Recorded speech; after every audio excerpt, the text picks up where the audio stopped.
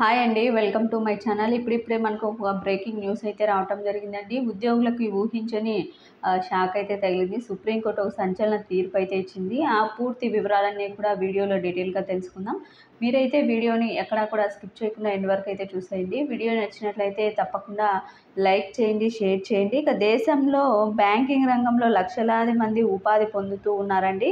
అయితే వీరికి బ్యాంకులు వేతనాలతో పాటు కొన్ని ప్రత్యేక సదుపాయాలు కూడా అందిస్తోంది, మనందరికీ తెలిసిన విషయమే.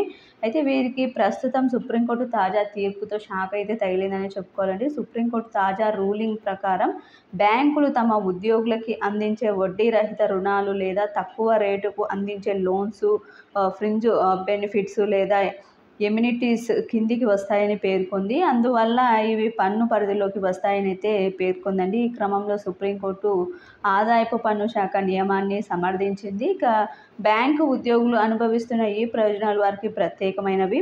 మొత్తానికి ఈ విధంగా పర్క్సిట్ స్వభావం కలిగి ఉన్నందున తప్పకుండా వారిని పన్ను పరిధిలోకి ఖచ్చితంగా విధించాల్సిందే అని చెప్పి ఒక సుప్రీంకోర్టు ఒక సంచలన ఈ యొక్క తీర్పునైతే ఇవ్వటం జరిగిందండి. బ్యాంకు ఉద్యోగులకు కూడా ఇప్పటి నుంచి వారు ఏ రుణం తీసుకున్నా సరే వారికి సంబంధించి ఇన్కమ్ ట్యాక్స్ అయితే పన్ను మినహాయింపు అయితే ఏ విధంగా అందరితో పాటే వారికి ఉంటుందండి. ఇది ఇప్పటి వరకు ఉన్నటువంటి లేటెస్ట్ అప్డేట్. ఈ విధంగా బ్యాంకు ఉద్యోగులకి సుప్రీంకోర్టు ఒక సంచలన తీర్పు అయితే ఇచ్చిందండి. మీకు ఈ వీడియో నచ్చినట్లయితే తప్పకుండా లైక్ చేయండి, షేర్ చేయండి. Thank you for watching.